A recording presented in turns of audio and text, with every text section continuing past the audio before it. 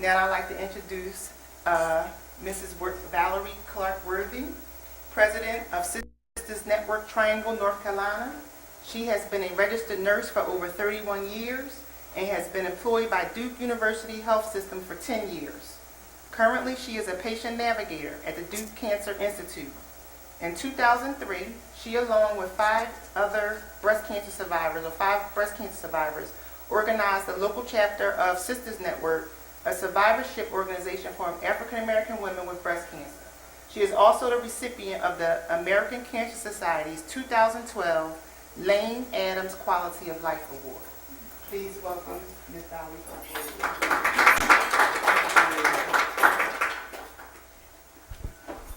Good afternoon, everyone. My panelists, can you come up?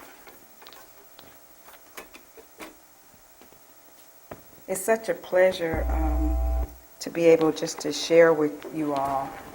As you know, African Americans are disproportionately affected by breast cancer. About 15 years ago, I turned 40 and I went for a regular mammogram. My doctor thought she felt something in my right breast, and so she said, "You just turned 40, get a mammogram." And so I went to get a mammogram, and for those of you that are breast cancer survivors, you know how scary that can be. So I sat there and waited. They called me back. Went back out, sat there and waited. Now I'm a nurse, and I said, "Oh my God, something's wrong." And so then I went in to see the radiologist, and they said, "Well, we need to do an ultrasound." So we had the ultrasound, but never did it dawn on me that they would even think that it could be breast cancer. So they did the ultrasound, and the radiologist says something looks bothersome.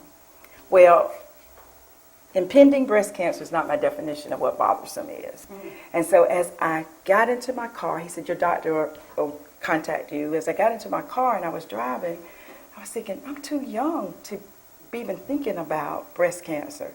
I actually had just turned 40 2 months prior to that. So if in fact it was breast cancer, and it was, I actually had it at 39. So that was quite scary. So talked to my doctor. I was asked to find my own surgeon. That was a challenge for me. Not knowing breast surgeons, even though I was a nurse, that's just something that I didn't know because I didn't have any orientation to that. So the first place that I called, they told me that my insurance wouldn't cover it. That was scary. So then I called Duke at 5 minutes to 5. And the receptionist answered the phone, and she said, "I almost didn't answer the phone." She said, "But something said." Well, I know what my definition of the something is. And so she answered the phone, and she said, "You're in luck. Someone just canceled." So I ended up getting placed at Duke and went through the process, not even aware of what some of the statistics were suggesting.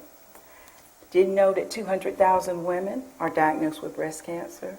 I didn't realize that even though more white women are diagnosed, more African Americans die of the disease. I didn't know at that time that more African Americans under the age of 50 are affected and die of disease. I just didn't know any of that because in the African American community, we don't talk about cancer. So I knew of people that passed away, had gone to funerals of young people, didn't know what they died of. And when people mentioned the word cancer, it was always the C word. Even my mom would say the C word until I was diagnosed with it. So you never knew. And so even as a nurse and as a health professional, I thought people that were diagnosed with cancer, they died because that's all that I saw. So can you imagine when I sat in front of my doctor, my surgeon, and the surgeon said to me, "You have cancer." I was scared. I was devastated.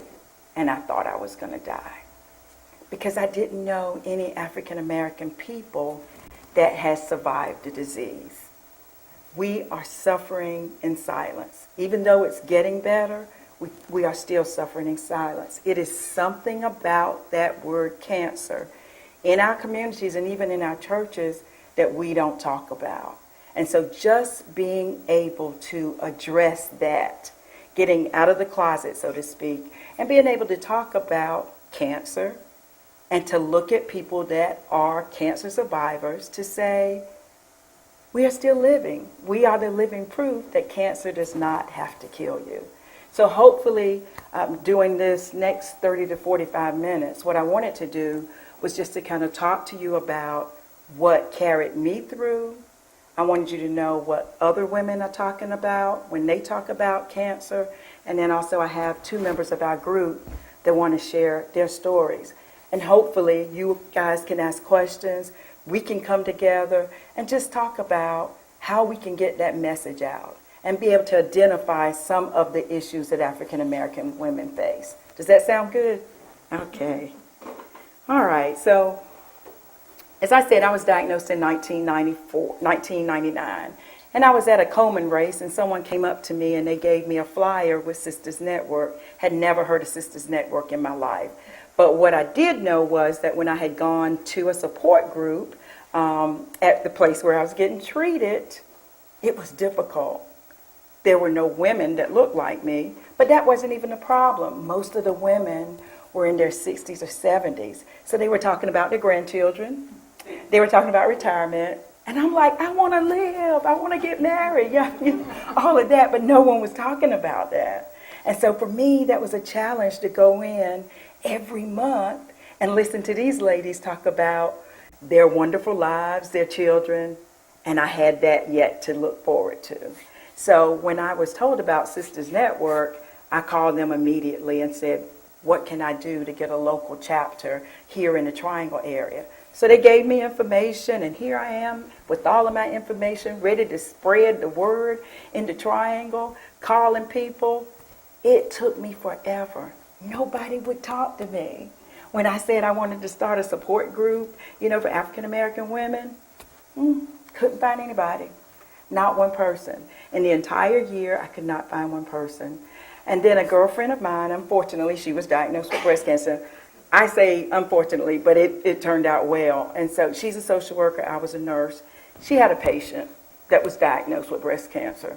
She asked the patient if she wanted to join our group. So we went to visit the lady at her home. And while my friend Dean was writing down all the information that we need, the patient had drains. I was emptying the drains. That's how desperate we were. I was the nurse. She was the social worker. But we 3 started. We still had to beat the bushes to get 3 other people to join our group. But we finally got those 6 people, and we started our group. So Karen Jackson, in 1994, she faced some of the same concerns as I did. She just could not find anyone that would address and could address the unique needs of what she felt like was an African American need. So she started Sisters Network in Houston, Texas in 1994. And as it says here, the goal was to increase local and national attention to the devastating impact that breast cancer had in the African American community. So part of Sisters Network Incorporated is that they have several initiatives. The Pink Ribbon Initiative is where we actually go out to churches, because we know that's where most of the women are. So we go out to churches, we hand out pink ribbons, we talk to them about breast cancer, getting mammograms, and we show that we're the living proof that breast cancer does not have to kill you. And I think for the African American community, what I'm understanding is we are people of witness. So I see that you are alive, and that's the proof. And so we had to go out and tell our stories. Our Gift for Life Block Walk is also a national outreach initiative. Sisters Network Triangle, our triangle, actually is having our block walk this coming up Saturday. So what do? We go to the community, because some people are not going to come to us. They're not going to go to churches. They're not even go to wonderful symposiums and conferences like this. So we target an underserved neighborhood. We knock on doors. And we ask them, have you ever heard of Sisters Network? We ask them if they've had a mammogram. If they said they haven't had a mammogram, we ask them, can we help them get a mammogram? So we'll either pay for the mammogram or we'll connect them to a resource. Again, understanding the fears and anxiety that is attached to cancer, we need to go out to the community. Our Walk for Hope is something that's held annually in Houston. We have a walk, just like the Coleman Walk and some of the other walks. We raise that money so that women all over the United States can get assistance with whatever kind of financial challenges that they face. Now, a little bit about our local chapter. As I said, we were started by 6 survivors. Our goal is to reach women, to encourage them, and also to bring them into our community. Now we have over 50 members. So what do we do at these meetings? We try to address the needs of the African American community. Some women come to us and they haven't even talked to their families about their diagnosis. Some women come to us, they don't even want to have chemotherapy because they don't want to lose their hair. Some women come to us, they don't want to have the surgery because they think that their families and their husbands will look differently if they had the surgery. So what we try to do is share our experiences. So in our group, we probably have women that have gone through everything, from the mastectomies to the triple negative. Of course, most of us lost our hair. And so we try to show that woman that there is life beyond breast cancer. Our support group is a safe haven. So we talk about everything from hot flashes to outfits that you can wear if you had a mastectomy. It's just that open, it's just that free. And women come there because they feel comfortable talking in our group as opposed to them going to their family members. Some of them even share with us that though they look healthy on the outside, they're still hurting on the inside. And because they don't look sick, sometimes their families say, "Oh, there's nothing wrong with you." And so they don't get the support that they need. So we are trying to teach our ladies how to teach their family members to take care of them. Just as we were breast cancer survivors and we didn't know what to expect, we have to teach our caregivers how to take care of us. And sometimes it's not always how we look, but how we're feeling on the inside as well. Some of our local initiatives, as I said before, we have our conference, which is annual. And then we have our Gift for Life block walk that's showing someone knocking on the door. At this other corner is our tea. And what we do there, and the women, the church women actually love that. We invite women and we have a tea. And we kind of sprinkle it with some breast help so that people don't actually know that we're talking about it. But in the end, we are talking about it. Because sometimes, honestly, that's the way you have to do when people are afraid of the word. We used to have events, and we would say breast cancer event, and nobody would show up. People wouldn't show up because why? It's breast cancer. So when we began to have events and we said breast help, people began to show up. And so when we have we call it Tea for Two. So no one really knows. They say it's a pink awareness event, but no one knows we're talking about breast cancer. So once we get there and they see the beautiful ladies, and we encourage women to wear their hats, and survivors have a fashion show, it looks different to people. And then people begin to talk to us more about what they're struggling with and what their challenges are. The picture there in the center, wherever we go, we try to do some kind of education. We understand that not everyone is diagnosed with breast cancer, but we want to make sure that everyone understands the importance of mammograms. No matter what you're hearing in the news, I still believe that it's important for us to know our own bodies. And so we always try to have a model there so that women will know what it feels like. And for some women, they've never checked their breast. And so for us to bring a model and for them to begin to feel comfortable with palpating their breast, it means a lot. So then they go back to their children, go back to their mothers, sisters, and then they're able to demonstrate that as well. And that's a picture again with our Tea for Two. And you see the ladies in the back with their hats. A lot of them are breast cancer survivors. So can you imagine being totally afraid of the word breast cancer? And then you see survivors that are not only surviving, but they're thriving, and they have their pretty hats on. For a lot of women, this helps them to get through that process. And the women really enjoy it, and they fashion and do all of those things. And as I said, in the end, we give them breast cancer information, but not only for those women, then we give them information to take back to their respective churches. So I think we reach probably about 3,000 to 4,000 women with this initiative. Voices. This is a time when I want our panelists to kind of to share their stories. And then when they complete their stories, I want to share what our group is saying about how they felt about their cancers. And then I want you guys to ask questions so we can get a dialogue going. Okay, Valarie Willoughby.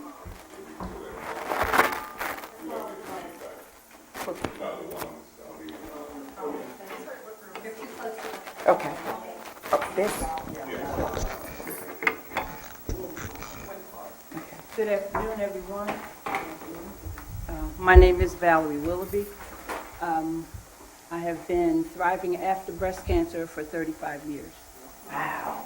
I was diagnosed with breast cancer in August of 1980. I was 29 years old. I had 2 children, ages 5 and 13. I was the person in my family who didn't drink, didn't smoke, exercised every day, did all the right stuff, ate all the right stuff, didn't do drugs, didn't, everything that I considered to be right in order to be healthy.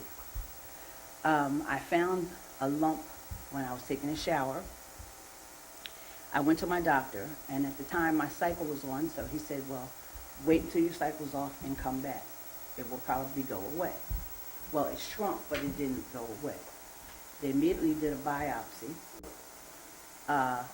They told me that the results were benign and sent me home. Around 7 o'clock on a Friday night, that was a Tuesday, on 7 o'clock on a Friday night, I got a phone call from the doctor and said, we found some cancer, I need you to come back to the hospital.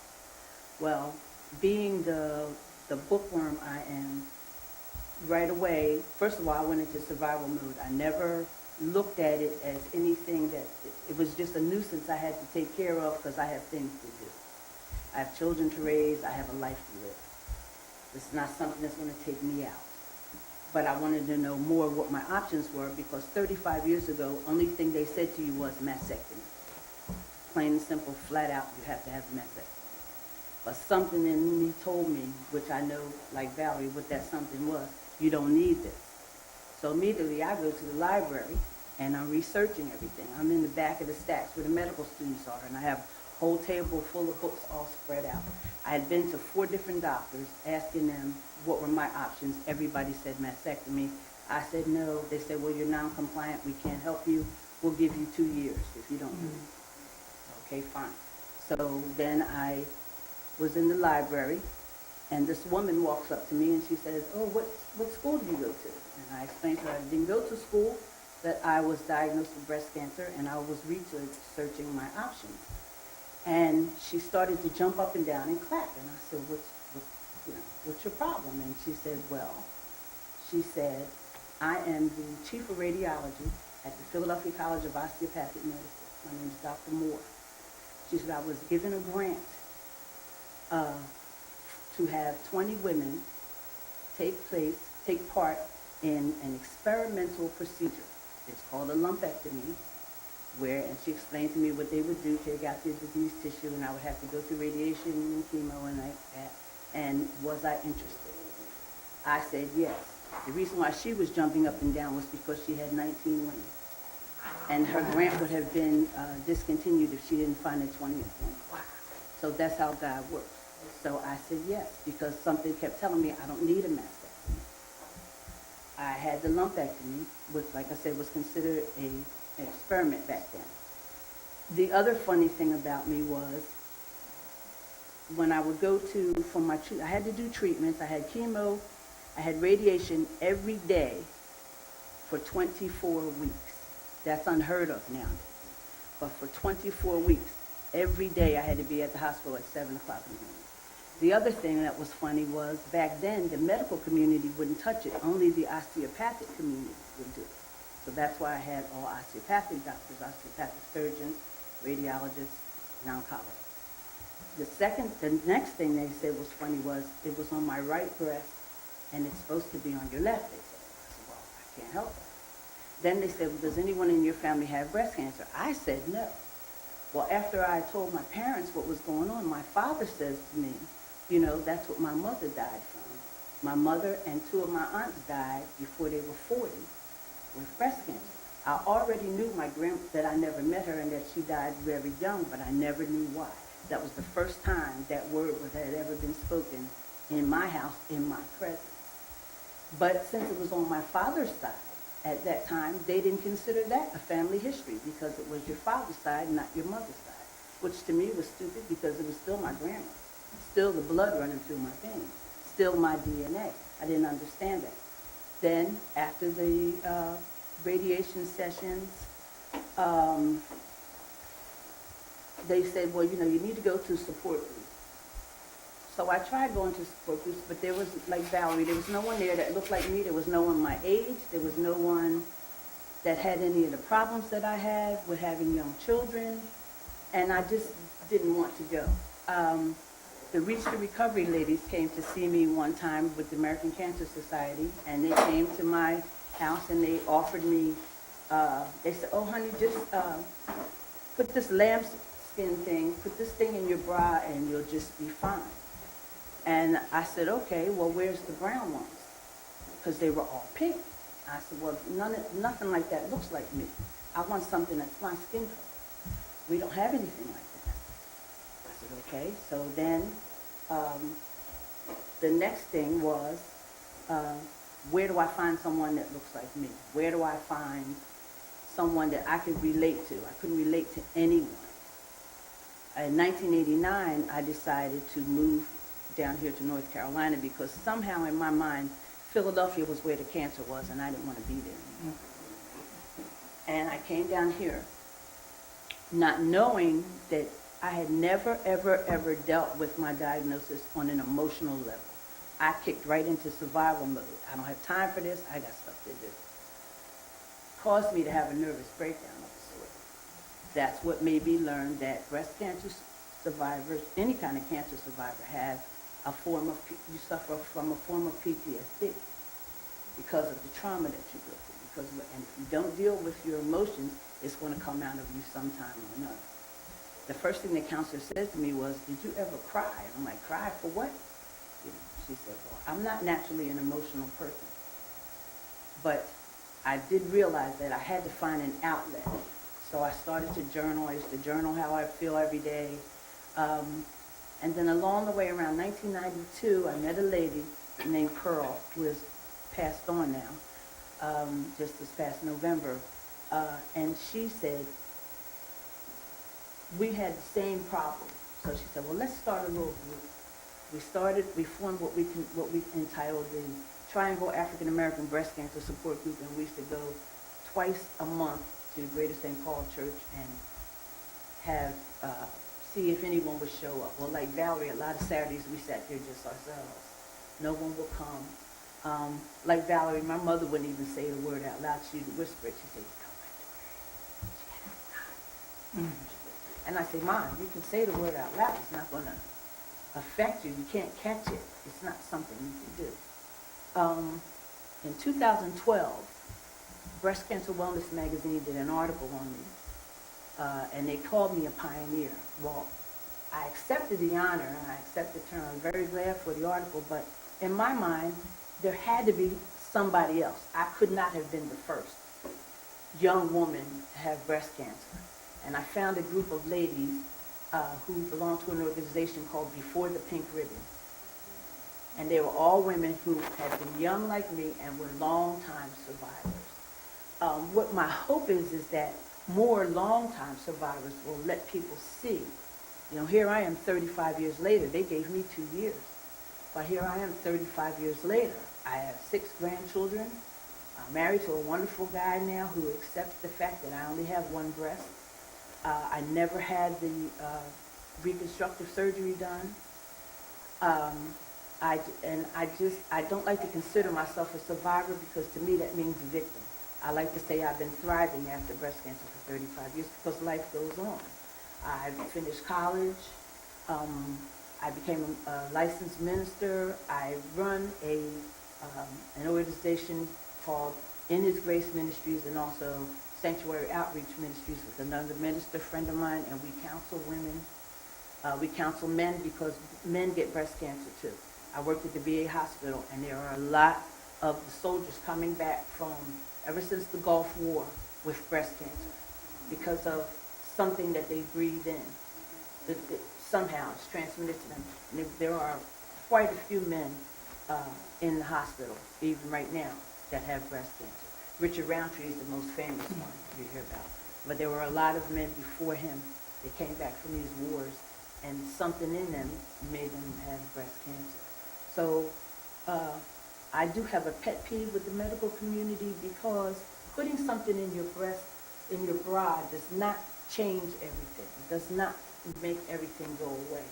I would like the medical community to get around to the idea of realizing that if you take my breast off, it's an amputation. Just like if you remove my foot, my leg, or any other limb I have. Other amputees get certain types of counseling to let them know how to deal with the part of their body that's missing. Breast cancer patients don't get that because they look at it as a cosmetic thing. You put something in your bra and you look normal, so everything's all right. But if they would just get around to that, turn that corner and realize that it's an amputation, and we need the same type of counseling, the same type of caregiving, the same type of information and resources that other amputees have, because essentially you are an amputee. Something's there, that's missing that was there before, and it had to be removed from your body. Even if it's a lumpectomy, it's still a part of you that's gone. And you get that same PTSD from the part of you that's gone. And you miss that part. There's sometimes when I feel like my breast is still there. It'll itch, like it's still there. And so those are things that other amputees go through. And so that's the only thing that I think the medical community hasn't caught up with quite yet, apart from the fact that we are more silent about our condition, don't want to say it out loud. And that's what I love about being a part of Sisters Network, is because, especially with the T, we get to reach so many women, and they see these breast cancer survivors with strutting across the stage with their finery on and their hats and having a great time. And you realize you can wear your clothes and you can look nice and you can put your makeup on and you can do things. When your hair falls out, we had an African friend of mine came to one of our groups one time and taught everybody how to wrap their heads, because sometimes the wig is too heavy. Your skin changes. Things change on your body when you go through chemo and when you go through radiation. This whole side of me was as black as this outfit. You don't know that nobody tells you that's going to peel off later. Nobody tells you that after your surgery you're not going to be able to raise your arm. Nobody tells you those things. So that's what we do. We tell you what's the truth. This ring I have on my thumb, inside it has everything that cancer can't do. And I keep this with me right here as a part of myself, to keep reminding myself that cancer is not the end-all and the be-all to life. There is life beyond breast cancer. Thank you, Valarie.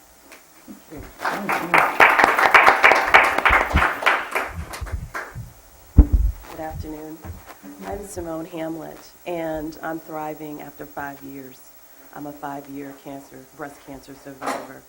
In 2009, I was diagnosed in October.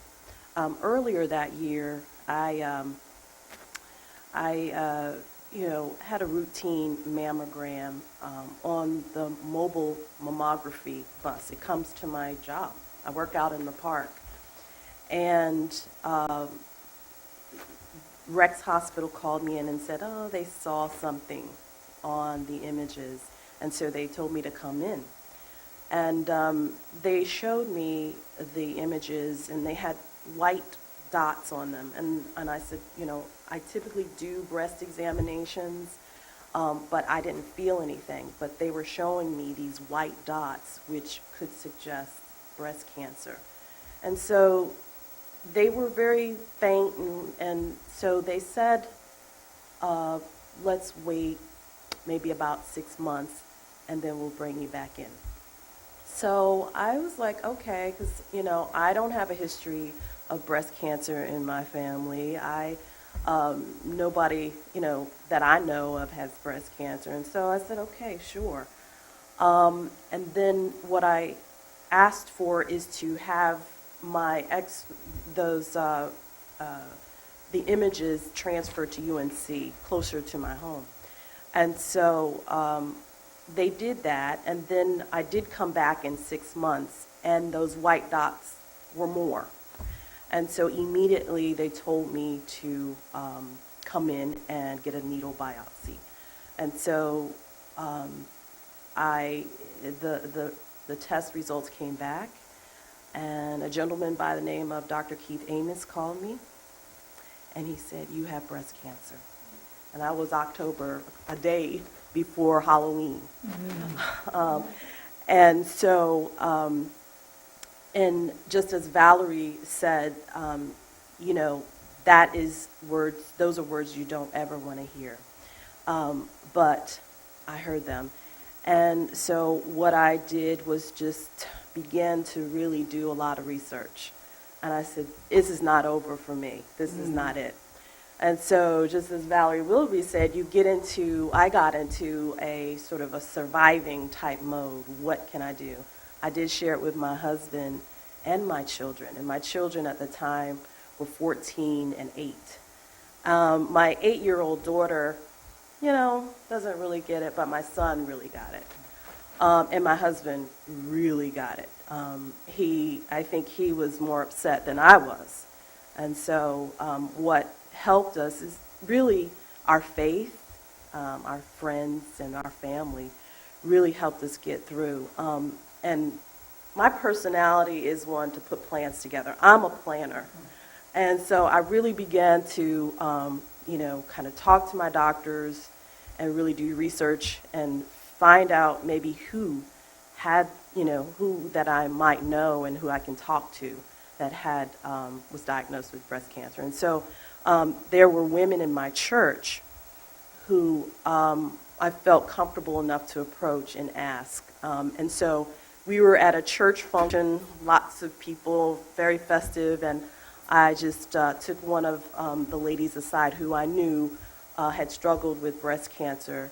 And I basically broke down in her arms, I have breast cancer, what do I do, tell me. And in a very caring way, she said, "Oh, girl, you gonna make it, you be all right." And she just matter-of-factly shared her testimony with me, how she made it through. And she was breast cancer, she survived breast cancer twice. And so she began to share some of the things that I would eventually go through. And so I did have surgery, and then I had 4 rounds of chemotherapy, the adriamycin, Cytoxan, the nasty stuff, lost all my hair. But at that point, I was in survival mode. I lost my breasts, I lost my hair, I was a mess. But, I was alive. And then had radiation, and so then just, after all of my treatment, really is when I learned, and Dr. Amos told me about Sisters Network, and my husband's friend, he said he had a sister-in-law who is the president of Sisters Network. And so that was double confirmation that I needed to get in contact with Ms. Valarie Worthy. And so the post-treatment that I've found to help is really participating, giving my time, and sharing my testimony with other women, just to let them know that they can do it. Even with a full-time job, with a family, with a lot of responsibilities, you can make it. And so that is kind of, how I've gotten through it, is just to be able to help others and sharing my testimony. Thank you, Simone.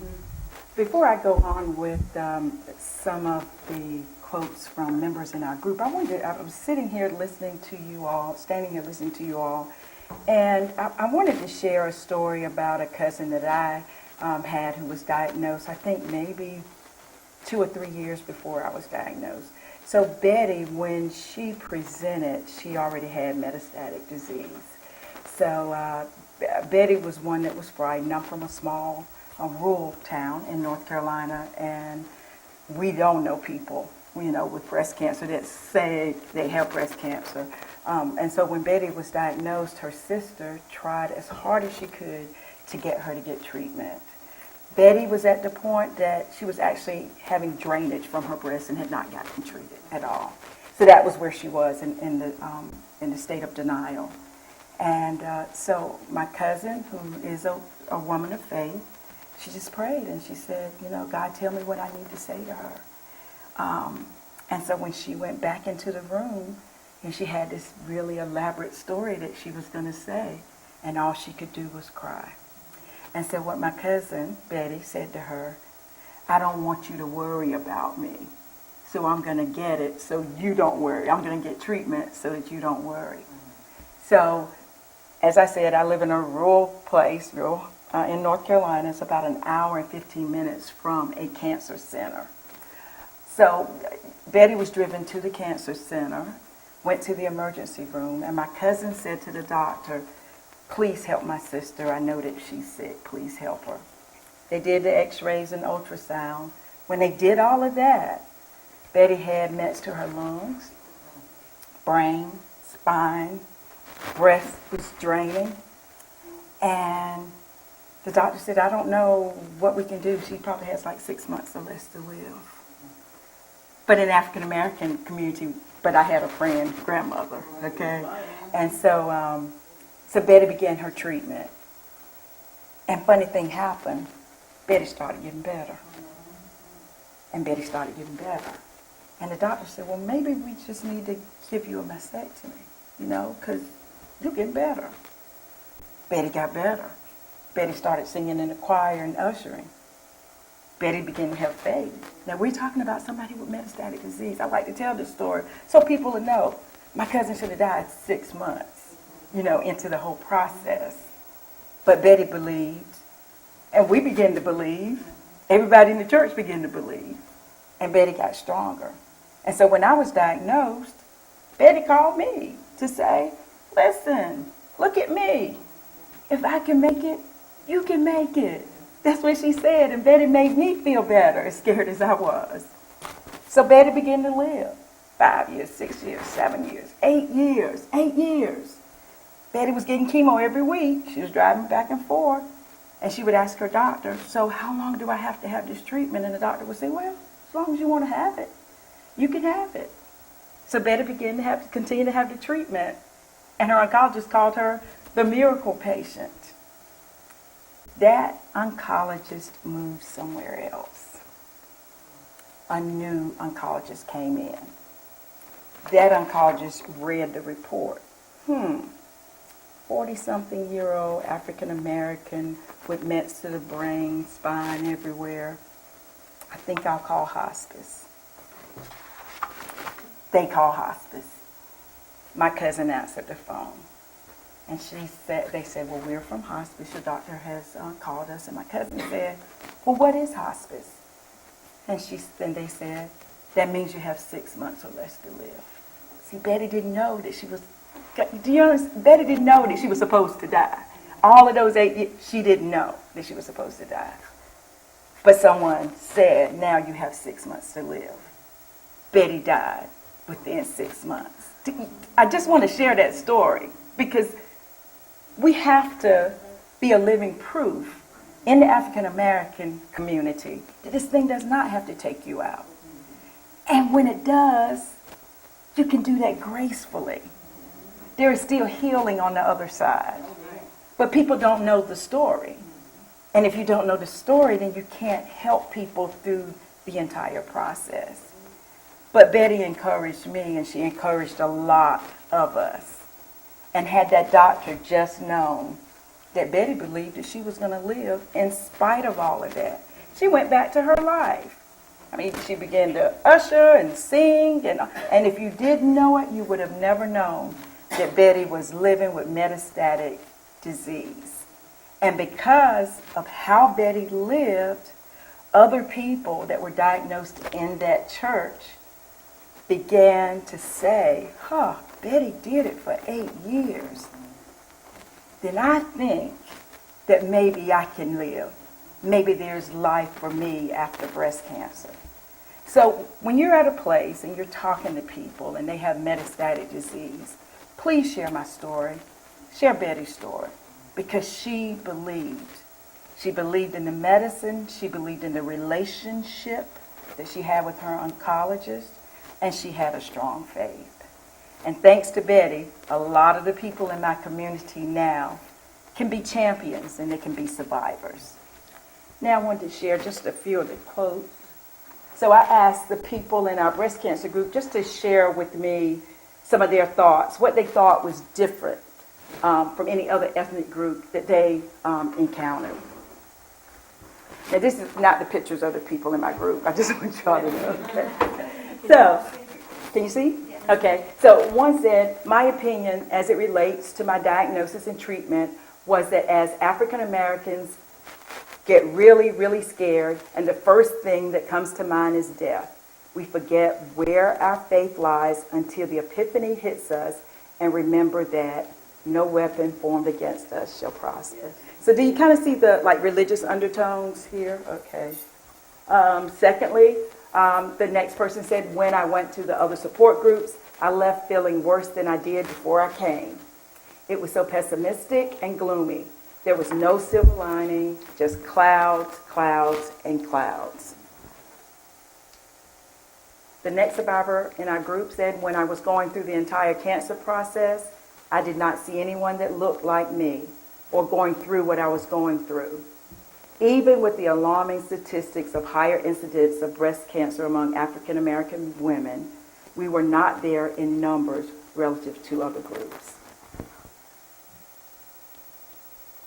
The next survivor said, I think what made a difference for me was meeting someone like you. And I think she was talking about me. You were a nurse, a survivor, and you offered me the kindness and compassion that made me feel really special and strong enough to get through everything I had to endure. You introduced me to Sisters Network, and that helped me in my healing process. And she says, thank you, sis. So these are some of the things that members in our group felt were, some of them, not really that much of a difference in other ethnic groups, but what it meant to them to have that support. And I think the recurring thing is having the support, having someone that validates who you are, even in this survivorship process. And then the other thing is just the faith and the courage to say, I'm a breast cancer survivor. I lost all my hair. I'm going to make it. And I'm not hiding in a closet so that no one will know about it. Believe me, in 2014, there are still women, African American women, that will not talk about breast cancer. I go out, I'm a patient navigator, and I talk to tons of cancer patients. And a lot of patients tell me, I have not told my family yet, because I don't want them to look at me in a certain way. I was talking to one lady, trying to explain to her about chemotherapy, some of the possible side effects. And she said to me, I don't think that I'm going to get chemotherapy because I'll lose my hair. Then people at work will know that I've gone through chemotherapy, and I don't want anybody to know that I'm going through that. So there's still a lot of work that needs to go on in the community.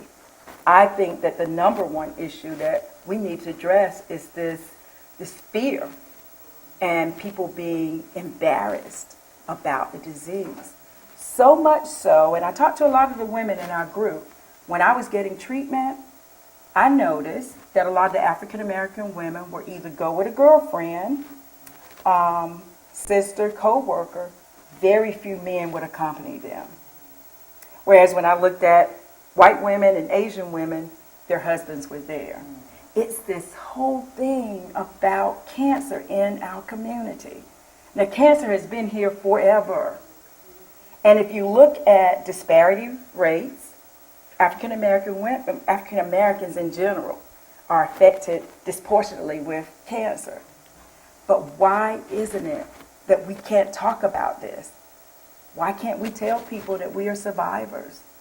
Why can't we share with our families? So Valarie said, what, it took you telling someone that your mom that you had cancer, or your dad, for them to even be able to talk about there's a family history. And that tends to be the story for a lot of our survivors. We don't find out until we actually begin to share ourselves about our diagnosis. We got to do better here. If people look at us to see what breast cancer looks like, we need to share that story. I tell people all the time, I'm a 15-year breast cancer survivor. You don't look like you had cancer. Well, that's the idea. I don't want this thing to frighten you, you know? Yeah, and then what does it look like? You know, because we have all these ideas of what it looks like. But I wanted to kind of stop right there so that you can ask questions. But, you know, when you're talking about breast cancer, no matter if it's metastatic or non, for African Americans, it tends to be those common themes. Now, I will say this, I'll be quite honest with you all. When women come into our group that have metastatic disease, or when we've had a member that then begins to have metastatic disease, it's almost like a hush across our support group. Have you noticed that? And so then when that woman begins to share that, well, I thought that I had arthritis in my hip. You know, she'll say something like that. Oh, I wish she wouldn't say it. Because then everybody, you know, everybody's like going through their checklist. And we don't really respond to that appropriately. Because we ourselves, we go back to that first day, someone standing in front of us saying we were diagnosed with breast cancer. And so all of us, I can see the women, as you know, we're always in a circle, and I can see the women mentally checking off. Did my hip hurt? Do I have a headache?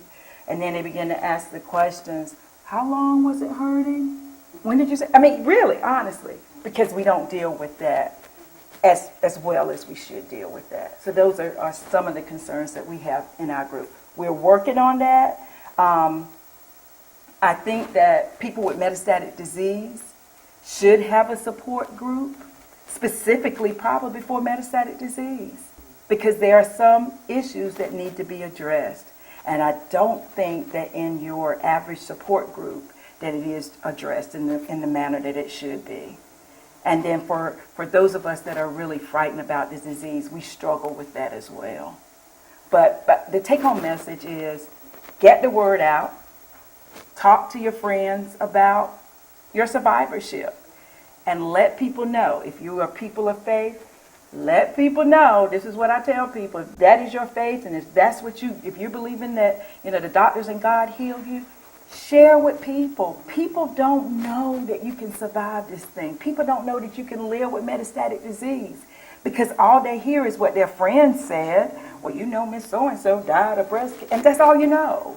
So we have to be ambassadors in our communities, in our families, in our churches, to let people know that, you know, we are surviving this disease. And we are the living proof that you can live after breast cancer. So I wanted to open it up to see if anyone had any questions. What is the contact information for the network? I brought some flyers. I have some flyers, and I have contact information. We meet once a month on Thursdays in Durham, and so I can get you your contact information. Well, I'd just like to thank you guys for starting that work because I myself, I'm from Maryland, and I belong to the Sister Network chapter in Maryland. Madeline is the president. And you're right, and I go to several support groups, and Metastatic is hardly ever addressed. Me and another survivor friend of mine, we was going to try to get a Metastatic one started, because the closest one to us is in some part of Virginia. Not close, you know, it's a good distance away. So Why do you think people are afraid of? I don't know, because I wasn't afraid. I mean, when I was told, my best friend sitting here also a survivor. I was on the phone with her, and you know, when they called and told me, I got my stuff done on my birthday. I got my results back on my daughter's birthday, and I was on right here. And I was on the phone with my doctor for about an hour. When I clicked back over, she was still holding on. She was still holding on. And she said, it's going to be out. It's going to be out. I just need 1 minute to get myself together. God tapped that shoulder and said, all right, sister, you had that minute. Let's get it rolling. She called me. She said, I'm on my way. She said, what you got to do? I said, pick Deani up. Deani is my grandbaby. She said, call the school, tell them I'm on my way to pick Deani up, and I'll be there. And sure enough, she came with a prayer journey in hand and my grandbaby in tow. I said, let's go shopping. We went shopping for wigs. I hadn't had my TV yet. We went shopping for wigs. My grandbaby clowned on us, talking about y'all bad. She was talking about us so bad, talking about we had no style and everything. And we kept right on shopping. Like nothing. And like I said, I haven't looked back yet. You know, I just thank God. You know, I prayed about it. My mom always said, take it to the master. You leave it there with him. If you don't worry about it, she said, you keep worrying about it, you ain't give it to him. And so that's what I did. I took it to the master that day. And I ain't looked back since. So I'm not, I talk to everybody about it. I ain't ashamed of it. And I do. I have several people. And God restored one of a good friend of mine. She died she had all this like cancer. For 30-something years, she suffered with it and didn't want nobody to know, didn't talk about it. And I know somebody else carried another person the same way. She's young. People they're ashamed. Mm-hmm. You know, how people gonna look at them? Absolutely. I So, don't know if there's so much of everybody always been ashamed. I think what it is, and I can just tell you from my experience, when I was diagnosed, and one of my friends called me, first thing he said to me, are you going to die? And I said, we all going to die one day. It's just that, you know, mine may be cancer, it may be something else, I don't know.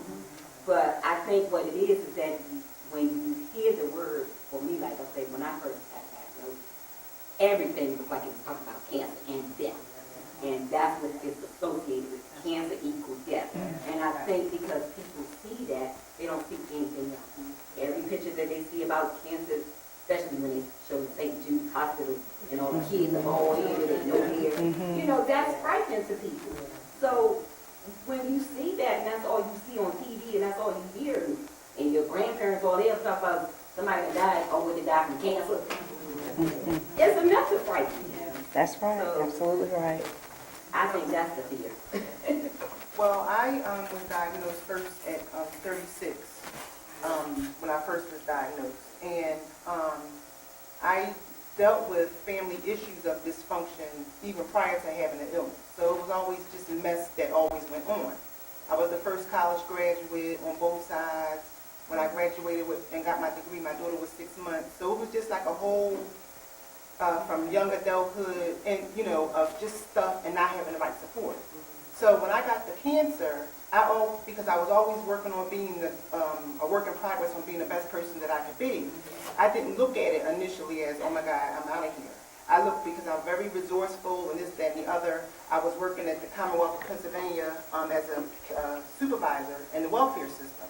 So I was used to helping families and this, that, and the other. So after I got the illness and didn't have really family support, I mean, really none. They didn't know what to do, and I didn't know what to tell them. I basically started going to the conferences to educate myself, because knowledge is power. So I started educating myself. So by 2007, I met a sister who I would take my kids. I'm a single mom of 4 children. I would take my kids even to the conference. And I had a baby after the cancer, after chemo, aviomycin toxin, after tamoxifen, after surgery, was told to terminate the pregnancy. I did, and I had a healthy baby. So she always admired and would see me at these young survivor conferences. Well, I was paired with her as friends, and we connected like sisters. That was like 2007. She had Mets. So she's been in my ear since 2007 because I'm helping her, sister to sister, with this Mets and understanding, and then she would come to Philadelphia for conferences, stay with me, and we just had an inseparable bond.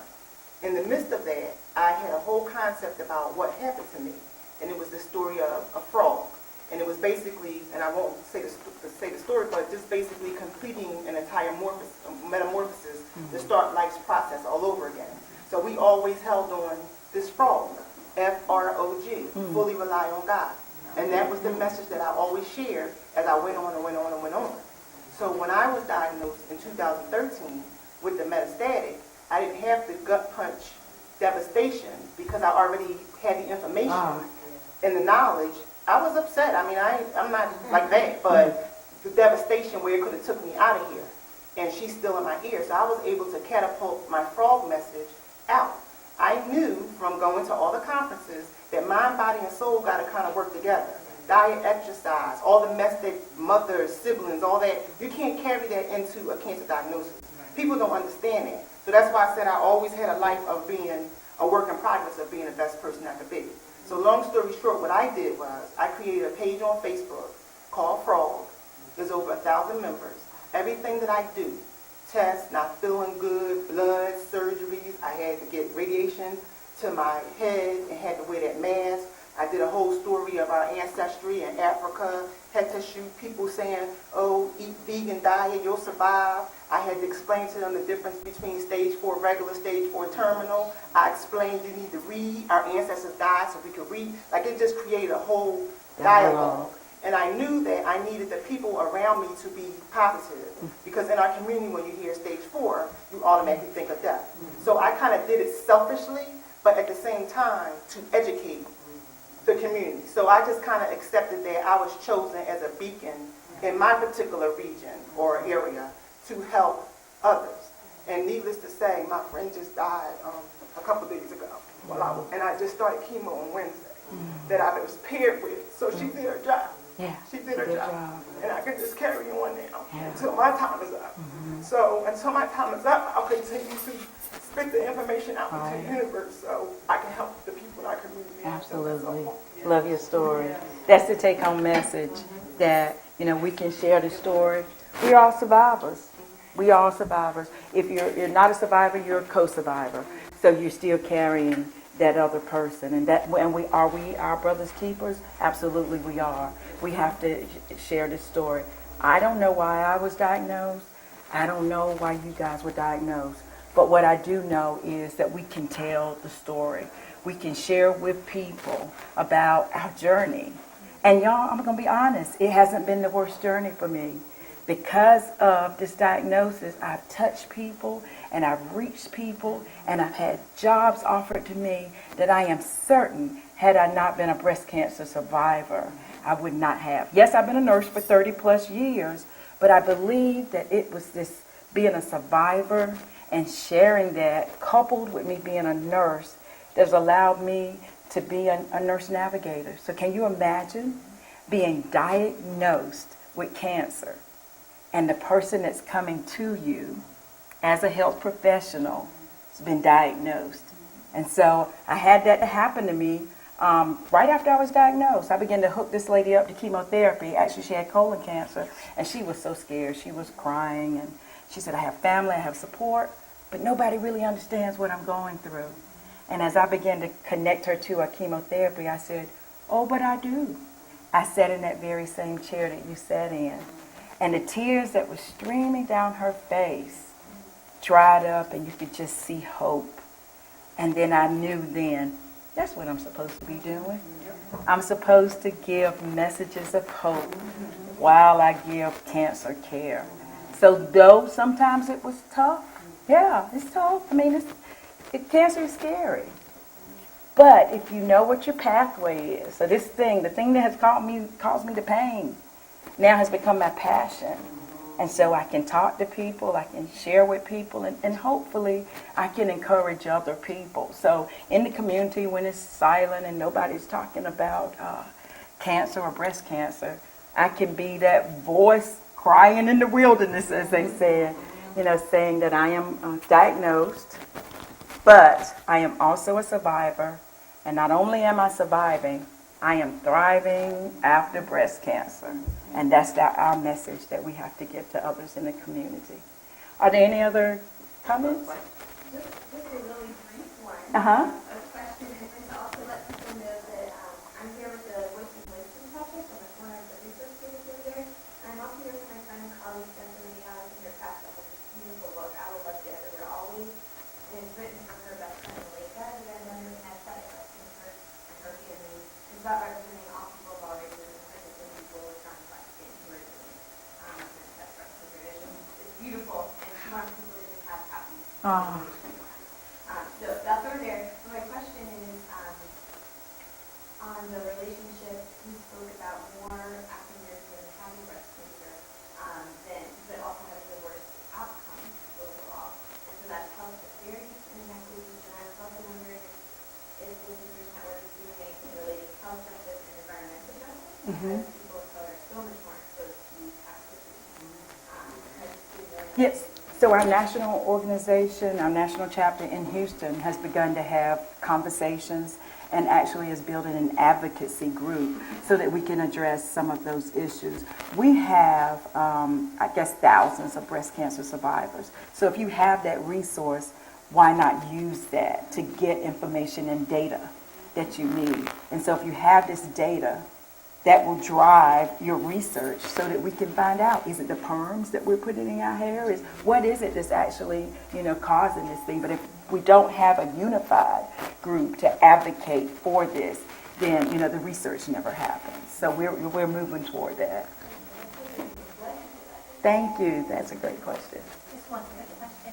Can you talk a little bit about clinical trials, and do you feel that there's enough education and awareness in your community? Great question. So the question was about clinical trials, and I'm so glad that you asked that.